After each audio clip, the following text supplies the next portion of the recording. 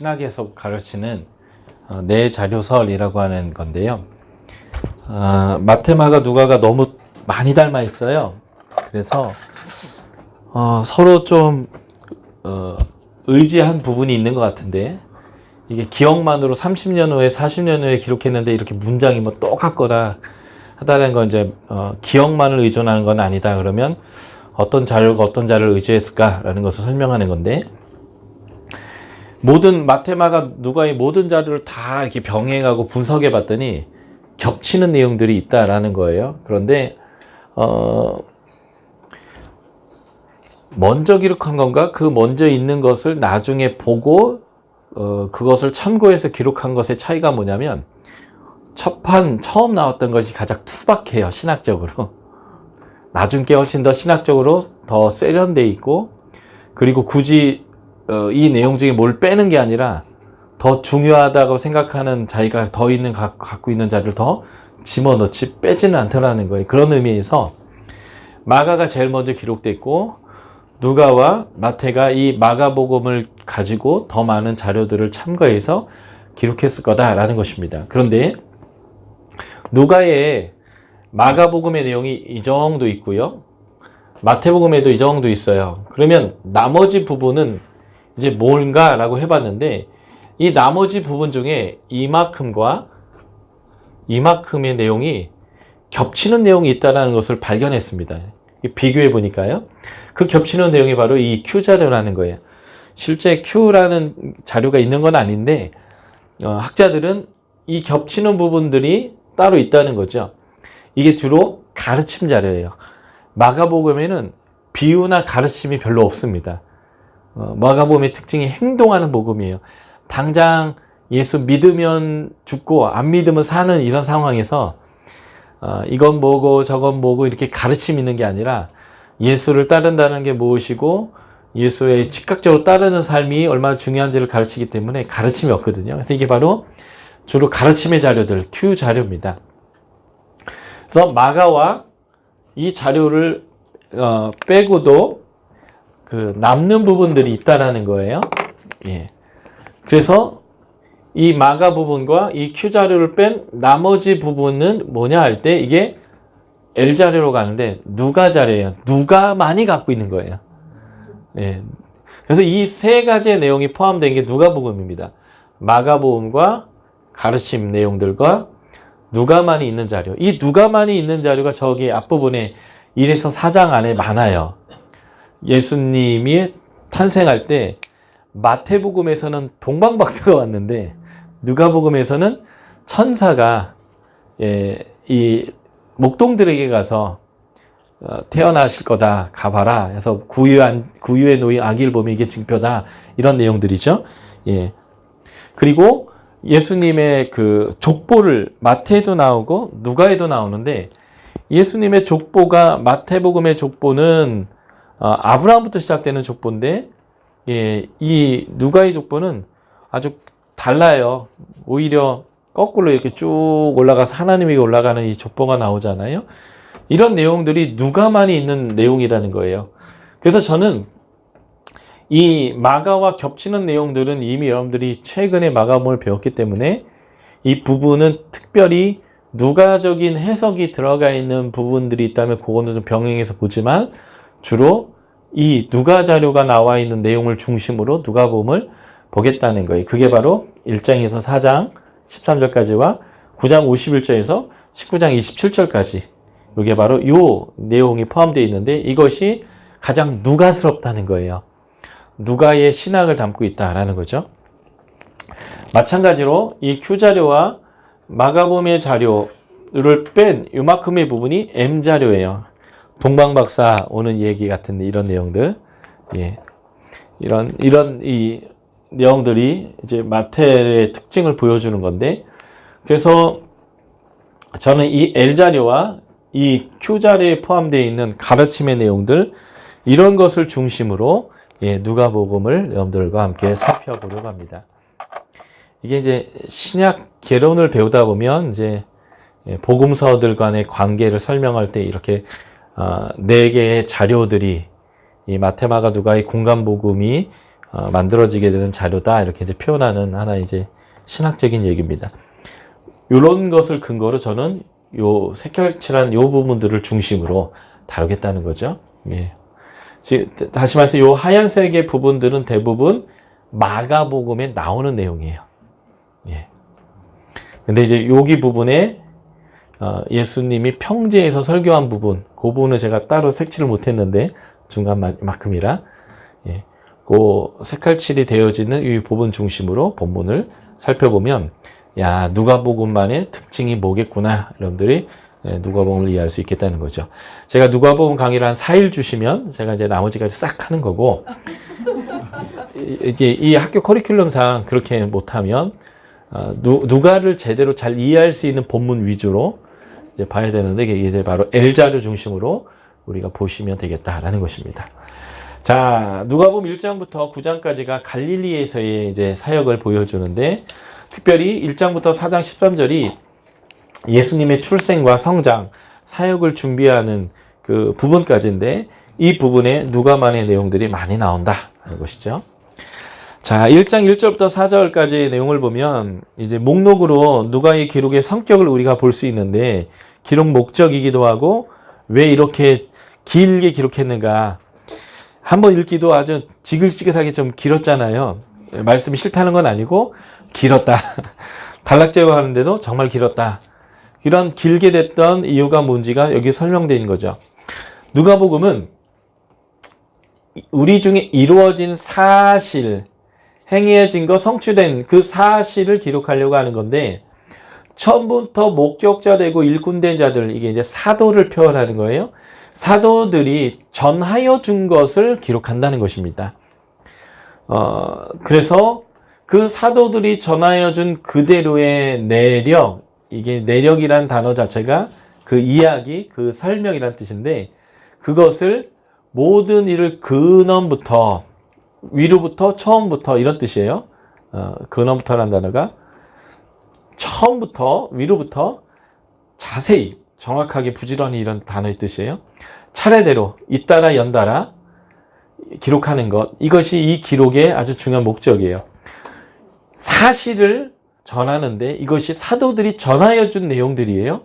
그 이야기를 근원부터 자세히 차례대로 기록하려고 하는 것, 이게 이제 이 누가복음과 사도행전의 기록 방식이라는 거고 이걸 통해서 이루려고 하는 것은 당신이 지금 흔들리고 있는 것 같은데 당신이 들은 바 복음이 얼마나 확실한지를 당신이 확신케 하고 흔들리지 않게 하는 것입니다.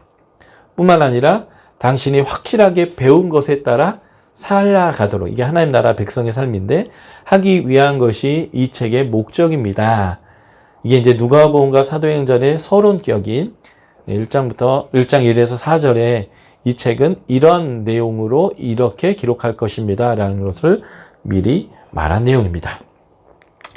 자, 1장 5절부터 3장 22절까지는 세례 요한과 예수님의 이야기가 교차돼서 반복합니다. 세례 요한 예수님, 세례 요한 예수님, 세례 요한 예수님 교환되고 있는데 이 교환되고 있는 세례 요한과 예수님은 대조되는 게 아니라 비교되고 있어요. 대조는 얼마나 다른가이고 비교는 얼마나 비슷한가인데 예수님과 세례 요한이 다 하나님으로부터 보냄받은 사람이고 다 하나님의 나라의 일로 왔고 그분들이 하려고 하는 일은 이것입니다 라고 하는 이 이야기를 통해서 이제 예수님을 강조하는 거예요. 이 A, B 할 때는 이 B 부분이 강조되거든요. 예, 그래서 예수님이 하나님으로부터 보내진 분이고 그분이 무엇을 하러 왔는지에 대한 설명이 되어져요. 왜냐하면 세례 요한이 하고자 하는 일, 세례 요한이 하는 일이 다 예수님이 어떤 분인지를 설명하고 있는 내용이기 때문에 그렇습니다. 자, 말라기서를 한번 잠깐 우리가 펴볼까요? 구약의 마지막 성경이죠.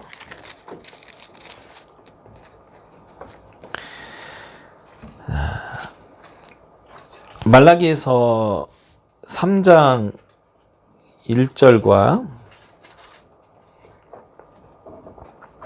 4장을 좀 볼 거예요. 3장 1절 같이 좀 찾아서 읽어볼까요? 말라기에서 3장 1절 찾으셨나요? 읽겠습니다. 시작. 내 여호와가 이르노라. 보라, 내가 내 사자를 보내리니 그가 내 앞에서 길을 준비할 것이요 또 너희가 구하는 바 주가 갑자기 그의 성전에 임하시리니 곧 너희가 사모하는 바 언약의 사자가 임하실 것이라. 네. 언약의 사자가 임하기 전에 내 사자를 보낼 건데 그 내 사자가 내 앞에서 길을 준비할 것이다. 이게 바로 이제 세례 요한에 대한 예언입니다. 그리고 한 구절 더 볼까요? 말라기서 4장 5절, 6절. 같이 소리내서 읽어볼까요? 말라기서 4장 5절, 6절. 같이 읽겠습니다. 시작. 여호와의 크고 두려운 날이 이르기 전에 내가 선지자 엘리야를 너희에게 보내리니 그가 아버지의 마음을 자녀에게로 돌이키게 하고 자녀들의 마음을 그들의 아버지에게로 돌이키게 하리라. 돌이키지 아니하면 두렵건대 내가 와서 저주로 그 땅을 칠까 하노라 하시니라. 아멘. 하나님이 심판하는 그 두려운 날이 이르기 전에 엘리야를 보낼 거라고 합니다. 구약에서 엘리야는 무슨 사역을 했냐면 하나님에게서 떠나간 사람들을 하나님에게 돌아오게 하는 사역을 했어요. 회개하는 사역. 바로 이 엘리야가 바로 이제 세례 요한인데, 그래서 사람들이 이제 와서 묻는 거죠. 내 누구냐라고요. 이 엘리야가 돌이키는 사역이에요. 아비의 마음을 자식에게로, 자식의 마음을 아비에게로 돌이키겠다라고 했습니다. 그러니까 지금 언약의 사자가 오기 전에 엘리야, 내 사자가 올 것입니다. 그러니까 이 세례 요한이 이 언약의 사자가 오기 전에 오는 그의 앞길을 예비하는 자가 맞다면 예수님이 바로 그 언약의 사자, 하나님이 보내신 그분이 맞다라는 거예요. 그래서 지금 예수님이 누구인지를 설명하기 위해서 구약의 성취로서의 엘리야라고 보여지는 이 세례 요한과 예수님을 연결시키는 겁니다. 말라기 기점으로요. 이사야에서도 이 예언이 나오죠. 이사야서 잠깐 한번 보실까요?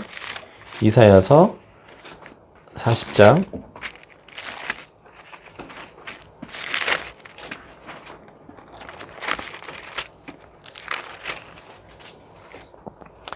이사야서 40장 6절 아니죠. 그 앞에 3절 한번 볼까요? 3절 4절입니다. 이사야서 40장 3절 4절 같이 읽어볼게요. 시작. 외치는 자의 소리여 이르되 너희는 광야에서 여호와의 길을 예비하라. 사막에서 우리 하나님의 대로를 평탄하게 하라. 골짜기마다 고두어지며 산마다 언덕마다 낮아지며 지르지 아니한 곳이 평탄하게 되며 험한 곳이 평지가 될 것이요. 네, 지금 이사야에서도 지금 이 메시아가 오기 전에 그의 앞길을 예비하는 자가 와서 모든 것을 이제 평탄하게 할 거다라고 이제 얘기하고 있는데, 이 두 구절 말라기서와 이사야서를 인용해 오면서 이 세례 요한에 대한 설명을 하게 되죠. 결국 지금 세례 요한과 예수님의 이 교환 구조를 세 번이나 반복해서 보여주고 있는 가장 큰 의도는 바로 이 세례 요한이 이 구약에서 말한 주의 길을 예비하러 온 사람이다. 그러니까 세례 요한이 말하고 있는 내 뒤에 오시는 분이 예수님이라고 이 세례 요한이 계속 지칭하고 있는데, 예수님이 바로 메시아다라는 것을 이 세 번의 교환 AB를 통해서 설명하는 거예요. 그러니까 구약적으로 예수님이 누구인지를 확실하게 설명하는 거고요. 두 번째, 이 세례 요한의 출생이나 예수님의 출생에 초자연적인 역사들이 일어나요. 그러니까 분명히 하나님이 이 사람들을 세웠다라는 것을 보여주는 거죠. 뿐만 아니라 그 성령 충만한 엄마나 마리아나 아버지, 그러니까 세례 요한의 엄마 아빠요. 예, 그 찬양들이 거기 나오고, 그리고 세례 요한이나 예수님을 만난 사람들이 이들에 대한 증언을 해요. 특별히 예수님이 태어난 다음에 할례 받으러 갔을 때에 증언하는 그 선지자들이 나오는데, 기도하는 사람들이 나오는데, 이런 내용을 통해서 예수님이 메시아고 이 예수님이 하시는 사역이 무엇인지를 우리가 이제 명확하게 이제 알게 되는 건데, 하나님의 긍휼, 이스라엘 향한 위로, 하나님의 구원으로서 오신 예수님. 이 얘기들이 세례 요한의 얘기와 그리고 세례 요한의 사역, 그리고 예수님에 대한 이야기와 예수님에 대한 여러 사람들의 증언을 통해서 예수님이 어떤 분인가라는 것들을 명확하게 설명하는데 이것을 이 교환 구조를 가지고 이 안에서 자세하게 설명한다. 예, 이 교환 구조의 의미를 먼저 좀 보시고 이 교환 구조를 할 때 요한이 얼마나 누가가 얼마나 세밀하게 이 구조를 짜서 이것을 전달하고 있는지를 한번 우리가 보도록 하겠습니다. 자, 첫 번째 교환 구조인데 1장 5절부터 25절이 세례 요한 얘기고 1장 26절부터 56절까지가 예수님에 대한 이야기인데 이것이 같은 카테고리를 가지고 같은 패턴을 가지고 설명하고 있다는 것입니다. 누가가 전하는 예수행전이고 그 예수행전과 사도행전이 같은 패턴의 이야기들의 배열 순서와 같은 내용을 서로 비교했다 하는 것처럼 굉장히 정교하게 누가가 이 많은 양의 내용을 기록하면서 의도성을 가지고 전달하고 있음을 보게 되는 거예요. 둘 다 때에 대한 언급을 하는데 헤롯 때에 6째 달에 이렇게 이제 언급하고 있고요. 세례 요한의 가문과 예수님의 가문을 소개합니다. 이 세례 요한의 가문은 제사장 가문이에요. 특히 엘리사벳 엄마는 정통 사독 가문의 아론 가문이고요. 의인이고 율법이 흠이 없고 근데 이들에게 자식이 없었습니다. 근데 예수님에 대한 가문을 소개할 때도 다윗의 자손 요셉과 정혼한 처녀 마리아에서 예수님은 메시아는 다윗의 후손으로 온다고 했는데 이 가문이 바로 다윗의 가문이다 이렇게 언급하고 있고요. 둘 다 천사 가브리엘이 아들이 태어날 것에 대해서 고지하는데 둘 다 무서워 말라 간구함이 들렸다 하나님의 은혜를 얻었다 라고 하면서 태어날 애가 있을 것인데 그 애 이름을 지명해 줍니다. 요한이라 해라 예수라 해라. 그리고 이 부분은 저희가 나중에 다른 슈트로 더 자세히 볼 것인데 이 태어날 아들 세례 요한의 사명과 그의 정체성이 무엇인지를 설명해요. 이걸 통해서 말라기 예언의 성취로 온 그래서 이 세례 요한이 증언하고 있는 내 뒤에 오시는 분에 대한 증언이 참된 것에 대한 것을 우리가 알게 되고 또 이 예수님의 정체성과 사명이 무엇인지를 보여주는데 제가 이걸 빨간색으로 칠한 이유는 이게 아주 중요하겠다는 거죠. 나중에 여러분들이 차트를 한다면 이 부분에 대한 목록 관찰을 여러분들이 하면 이 저자가 원독자에게 뭘 말하려고 하는가 세례 요한이 증언하고 예수님의 정체성이 뭔지를 증언한 이 내용이 예수님의 메시아가 맞다라는 것과 메시아가 오셔서 하시는 사역이 무엇인가 다시 말해서 우리에게 하나님이 이루시려고 하는 일이 무엇인가를 여기서 볼 수 있겠다는 거죠. 그리고 아들이 태어날 것에 대해서 천사에게 얘기 들었던 사가랴가 질문을 하는데 불신앙적인 믿지 않는 태도를 보여요. 근데 하나님 능력이 이를 이룰 거다라고 얘기하고요. 마리아가 아이가 태어날 거다라는 그 수태고지를 받았을 때 믿음의 반응을 보입니다. 말씀대로일지어다. 그래서 제사장인 성전에서 일하는 제사장은 믿음을 갖지 못하는데 한 여인은 믿음을 갖는 이런 모습들을 보여주는데 누가복음에서는 여인들의 믿음이 굉장히 강조되고 나중에 예수님을 따라다니면서 예수님을 자기가 가진 것으로 봉사하는 여인들의 명단도 쫙 언급돼요. 그리고 여인들이 성령 충만하고요. 여인들이 찬양하고요. 그 당시에 여인은 사람도 아닌데 굉장히 중요하게 약자, 특별히 여인들에 대한 배려와 그들의 믿음을 보여주는 얘기가 이제 누가복음의 특징으로 나타납니다. 그리고 하나님의 능력이 이를 이룰 것이다 라고. 그러니까 결국 하나님의 구원의 일은 하나님이 하나님 능력으로 이루는 것을 이제 보여주는 건데 똑같죠. 의도가 무엇인지를 우리가 발견할 수 있습니다. 여기서 세례 요한과 예수님의 정체성과 사명에 대한 부분이 나오는데 세례 요한은 부모와 많은 사람의 기쁨이 될 거예요. 그래서 주 앞에서 큰 자가 될 것이고 예수님은 그냥 큰 자입니다. 예수님 앞에서의 큰 자이고요. 하나님의 큰 자예요. 그래서 여자가 낳은 중에 가장 큰 자죠. 포도주와 소주를 마시지 않을 거고 이게 이제 나시린이다 라는 뜻이고 모태로부터 성령의 충만함을 입었고요. 그러니까 이 사람이 증언하는 내용은 참이겠죠. 모태로부터 성령이 충만하니까. 근데 이 세례요한이 증언하는 게 바로 이 예수님이에요. 이스라엘 자손을 하나님께로 많이 돌아오게 할 것입니다. 아까 우리가 말라기서 4장 4절 5절을 읽었는데 엘리야의 심령, 엘리야가 무슨 사역을 했냐면 하나님께로 돌아오게 하는 사역을 했습니다. 갈멜산에서 850대 1로 시합을 해서 하늘에서 불 떨어지는 시합을 할 때 엘리야가 한 기도는 아주 단순한 기도예요. 하나님은 이스라엘의 하나님이고 이스라엘 백성이 돌아오기를 바라시는 하나님이라는 거, 그거 보여달라고 하면서 기도했는데 불이 하나 딱 떨어졌거든요. 그러니까 엘리야의 사역은 하나님은 그들이 돌아오기를 기다리신다라는 것이고 엘리야는 그 돌아오게 하는 사역을 했던 사람이에요. 그러니까 지금 마지막 말라기에서 나온 언약의 사자 전에 사자를 보낼 건데 그게 엘리야의 심령을 오겠다라고 했으니까 예수님의 앞에서 오는 이 세례 요한이 바로 이런 사람이다라는 거예요. 엘리야의 심령과 능력으로 주 앞에 가서 아비의 마음을 자식에게로 거스린 자를 의인의 슬기로 돌아오게 하고 주를 위하여 세운 백성을 예비한다. 그래서 우리가 아까 읽었던 말라기와 이사야서의 성취로서 온 바로 세례 요한이다라는 것. 그러니까 이 세례 요한이 이 구약적으로 참이기 때문에 그가 전하는 예수님에 대한 이제 증언들은 앞으로 믿을 만한 참이 되는 것이죠. 예수님은 큰 자시고 지극히 높으신 이의 아들이시고 하나님께서 조상 다윗의 위를 저에게 줄 것이고, 이 말은 구약에서 이사야 포함해서 예레미야, 에스겔 수많은 예언자들이 메시아가 올 때에 다윗의 후손으로 올 것이다. 그의 왕권은 영원할 거다라고 했던 그 예언의 성취다라는 거예요. 영원히 야곱의 집에 왕노릇 하실 것이고 그 나라가 무궁할 것이다. 이제 이런 구약의 이것뿐만 아니라 훨씬 더 많은 본문들이 구약의 메시아는 이런 분이 오실 거다, 이런 가문에서 오실 거다, 그런 특징은 이런 거다 말했는데 그 내용과 연관된 부분이 3번과 4번이다 라고 보시면 되겠어요. 그러니까 이 목록은 하나님이 약속을 이루어 주셔서 구원자로서 오신 메시아가 바로 이 예수 그리스도다라는 것을 설명하는 것이죠. 두 번째 교환 구조입니다.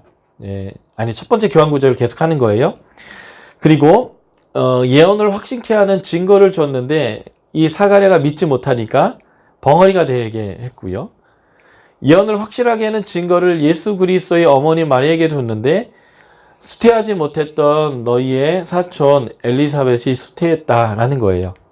가봤더니 엘리사벳이 이 마리아가 자기의 집에 들어올 때에 성령에 충만해서 찬양하는데 이 뱃속에 있는 아이가 벌써 내 주의 어머니가 왔다라고 막 배에서 뛰더라는 거예요. 그래서 엘리사벳의 성령 충만한 노래 보면 내 주의 모친이라고 마리아를 표현하고 문안 소리가 들릴 때 아이가 복중에서 뛰놀았다. 믿는 여자에게 복이 있다. 남편은 못 믿어갖고 지금 벙어리 돼 있는데 믿는 여자는 복이 있다 하면서 왜냐면 1장 38절에서 말씀대로 이루어질지어다 라고 했거든요. 그리고 또 마리아가 찬양하는데 하나님의 백성 이스라엘을 도우시는 하나님에 대해서 얘기합니다. 그러니까 예수 그리스도는 누구예요? 이스라엘 백성을 도우시기 위해서 하나님 보내신 메시아다라는 거죠. 그리고 예언이 성취돼서 아이가 가져졌다라는 것이 이제 이 첫 번째 패턴이고요. 자, 마리아의 찬양과 또 입이 딱 열어져서 아이 이름을 요한이라고 서판에 쓰고 애 이름을 요한이라 했더니 이제 입이 팍 풀렸잖아요. 그 찬양을 봤더니 아주 비슷한 부분이 있어요. 마리아의 찬양에 보면 이스라엘 향한 하나님의 긍휼, 이스라엘을 도우사 긍휼히 여기시고, 여기 사가랴의 찬양에서도 보면 이스라엘을 향한 하나님의 긍휼, 우리 조상을 긍휼히 여기시고 하나님의 구원의 사건은 무엇인가? 긍휼의 사건이에요. 그러니까 하나님이 우리를 구원하시는 근본적인 하나님 동기가 뭐냐면 우리를 사랑하는 건데 어떻게 사랑하냐면 긍휼히 여기시는 사랑에 의해서 구원이 이루어진다는 거예요. 이것을 적용해 보자면 우리가 죄인이고 하나님의 사랑을 받을 수 없는 존재인데 하나님이 긍휼히 여겨줘서 우리가 하나님 백성 됐잖아요. 그러면 우리에게 원수진 사람들, 하나님 앞에 죄인인 사람들에게 우리는 어떠한 마음을 가져야 되는가? 그게 바로 긍휼이에요. 마태복음에 보면 긍휼히 여기는 자는 복이 있나니 이렇게 얘기하는데 이게 하나님의 나라의 성품인 거죠. 예. 예. 그리고 하나님은 이 긍휼히 여기시는데 거기에는 하나님의 신실함이 있습니다. 신실함이 뭐냐면 언약의 하나님이란 뜻이에요. 언약을 지키시기 때문에 그 하나님을 신실하다라고 표현합니다. 그래서 기억하실 때 아브라함과 그 자손에게 영원히, 그러니까 아브라함과 이삭과 야곱과 맺은 언약, 신의 산 언약을 하나님께서 기억하셔서 하신다는 거죠. 그 긍휼의 내용이 뭐냐? 이게 아주 재밌는 표현인데, 교만하고 권세 있고 부자들을 낮추시고 비천하고 줄인 자들을 하나님이 배불리게 하시고 높이신다는 거예요. 그게 바로 이제 하나님의 굉장히 중요한 긍휼인데, 자, 마가복음 예수님의 첫 번째 설교가 나와 있는 4장을 한번 봐주시겠습니까? 자, 4장에 보면 예수님이 나사렛에서 설교를 하시는 내용이 첫 번째 설교로 되어 있는데 4장 17절이에요. 17절, 18절, 19절의 말씀을 우리가 같이 읽어보겠습니다. 자, 누가복음 4장 17절부터 읽을게요. 시작. 선지자 이사야의 글을 들이거늘 책을 펴서 이렇게 기록된 데를 찾으시니 곧 주의 성령이 내게 임하셨으니 이는 가난한 자에게 복음을 전하게 하시려고 내게 기름을 부으시고 나를 보내사 포로된 자에게 자유를 눈먼 자에게 다시 보게 함을 전파하며 눌린 자를 자유롭게 하고 주의 은혜를 전파하게 하려 하심이라 하였더라. 아멘. 이사야서 61장에 나와 있는 내용인데 이것을 예수님이 읽으셨어요. 그리고 이것을 읽으신 다음에 21절에 보면 이 글이 오늘 너희의 귀에 응하였느니라. 응하였다라는 게 응답할 때 응자잖아요. 너희 가운데 성취되었다라고 하는 거죠. 그러니까 이게 이제 신년의 공포라고 하는 건데 이스라엘은 50년 단위로 경제정의가 무너졌을 때 처음의 상태로 되돌아가요. 그게 뭐냐면 가나안에 정착해서 모든 지파, 모든 가족별로 다 땅을 줬는데 그 땅만 가지면 다 살 수 있게 해줬는데 경제활동을 50년 하다 보면 누군 가나안에서 땅을 다 잃고 누군 땅이 엄청 많아진 거예요. 근데 50년이 딱 지나면 원래 주인에게로 다 돌려줍니다. 경제정의가 회복되는 거죠. 이것이 희년인데 이게 바로 하나님의 나라가 어떤 곳인지를 보여주는 아주 중요한 특징이에요. 바로 그것처럼 회복이 이루어진다는 거예요.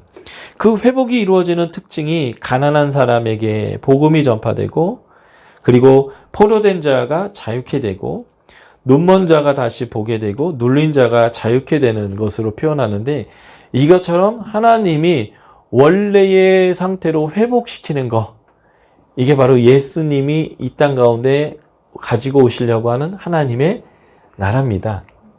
그거예요. 교만한 자, 권세인 자, 부자가 다시 그 낮은 자리로 돌아오고 비천하고 줄인 자가 다시 원래 자리로 돌아오는 거예요. 신년이 되면 남의 땅을 다 탄 사람도 원래 땅으로 돌아가요. 그래도 먹고 살기 충분해요. 그리고 가난하고 노예되고 모든 것을 잃어버리는 자들에게 땅이 다 돌아가요. 특별히 내 아들, 딸이 너무 가난해가지고 다 노예로 팔렸다면 걔들도 다 자유로 우리 가족으로 다시 돌아옵니다. 그러니까 이 하나님의 긍휼, 이 일을 하나님께서 언약대로 우리에게 신실하게 해주신다. 이게 마리아의 찬양이고요. 사가랴의 찬양에서의 긍휼의 내용은 속량하는 겁니다. 속량이 뭐냐면 너무 가난해서 내 자식이나 내 아내나 내가 노예로 팔렸어요. 그래서 남의 노예가 되고 있는데 이 노예로부터 풀려나려면 거기에 합당한 대가를 치러야 됩니다. 그래서 내가 자유인이 될 수 있도록 대가를 치르는 것을 속량한다고 해요. 그런데 이것을 본인 스스로 할 수 없어서 율법에서는 가족이 이것을 대신하도록 해줬어요. 가족이 대신하는 것이 대속이에요. 속량을 대신하는 거죠. 예. 예수님이 우리의 가족이세요. 그래서 우리를 위해서 대신 값을 치러서 우리를 속량해 주셨어요. 예. 예수님이 바로 그 속량을 해주시는 거예요. 선지자에게 말씀하신 것처럼 우리에게 구원해 준다는 거예요. 메시아로 우리에게 오셔서 우리를 위하여 자신이 죽으심으로 우리의 죄에 대한 대가를 자신이 치러주셔서 우리를 구원하신다. 이 얘기를 선지자를 통해서 말했다는 거예요. 언제 말했냐면요. 하나님 말 제일 안 들을 때, 끝까지 안 들을 때, 그래서 하나님이 안 되겠다, 니들 망하게 해야겠다라고 하나님이 얘기하실 때, 그때 하나님이 뭘 얘기하냐면 내가 너희를 위해서 선지자를 보내고 메시아를 보내서 너희를 위해서 죽어서 너희를 구원해 줄게. 제일 말 안 들을 때 내가 너희에게 언약했기 때문에 난 이걸 반드시 해야겠어. 그래서 내가 내 메시아를 보내서 너희 구원해 줄게. 가장 말 안 들을 때 하나님이 이 얘기를 하셨다는 거예요. 이게 바로 선지자들에게 말씀하신 것처럼 속량하신다는 겁니다. 그래서 이것을 긍휼히 여긴다. 하나님은 언약에 신실하다. 이렇게 표현하는 것이죠. 그리고 세례 요한의 사명이 나오는데 지극히 높은 선지자라 일컬음 받을 것이고 주 앞에 가서 길을 예비할 것이고, 이게 이사야서 40장 3절과 말라기 3장 1절처럼요. 죄 사함을 말미암아 구원을 알게 할 겁니다. 그래서 세례 요한이 뭘 줬냐면 죄 사함의 세례, 회개의 세례를 줬어요. 그리고 그가 강조한 것은 뭐냐면 그냥 죄만 용서되는 게 아니라 회개에 합당한 열매를 맺어야 한다는 거예요. 회개는 이렇게 가던 방향에서 멈춰서 오른 방향으로 턴해서 오른 방향으로 가는 거거든요. 그러니까 턴하고 그 자리에 이렇게 있거나 턴은 했지만 이렇게 가지 말고 턴을 했다면 옳은 방향으로, 하나님 기뻐하는 방향으로 가야 한다는 거예요. 그게 뭐냐면 회개에 합당한 열매를 맺어야 한다는 거죠. 예. 그래서 사가랴가 세례 요한이 이런 사역을 할 건데 이게 바로 예수 그리스도의 사역을, 앞길을 예비하는 사역으로서 이걸 할 거다.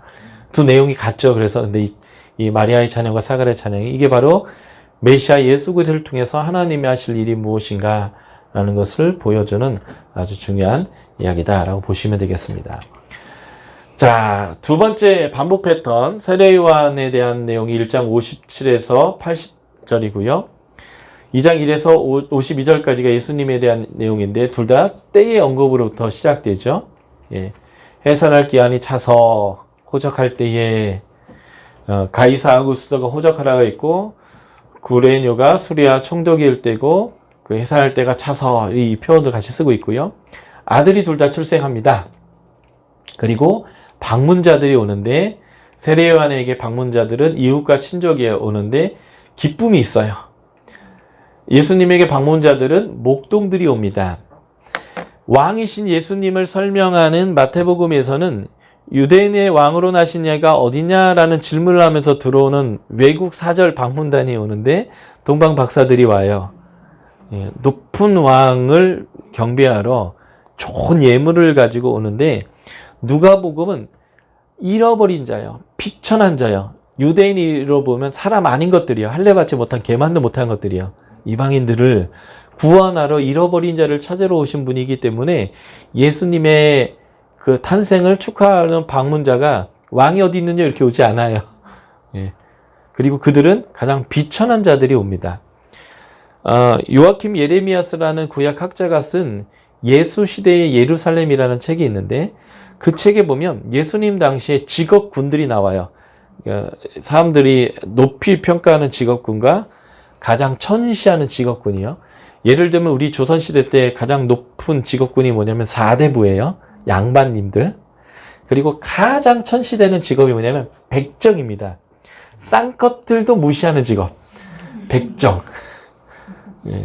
그런데 이 예수 시대의 예루살렘에서의 이 백정 수준의 가장 낮은 계급 그 직업군 중에 하나가 뭐냐면 목동이에요. 싹군이라는 표현이, 그래서 나는 선한 목자다 이런 표현이 잘 어울리지 않는 싹군들. 근데 그들이 가장 더 안 좋은 직업군으로 보여주는 이유가 뭐냐면 일단 힘들지만 험한 일이기도 하지만, 왜냐면 여러분들 하면 3박 4일 그 좋은 캠프 장비 한 1,000만 원 정도 되는 캠프 장비를 갖고 나가서 3박 4일 밖에서 자고 와보세요. 그러면 침대가 그리 행복하고 좋을 거예요. 등 베기고 피곤하고 힘들거든요. 그런데 사시사철 밖에서 잠자는 사람들이에요. 그러니까 힘들죠. 그뿐만 아니라 이 직업이 가장 천시되는 이유는 부정해서 그래요. 유대인들은 정해야만 하나님에게로 나아갈 수 있어서 먹든지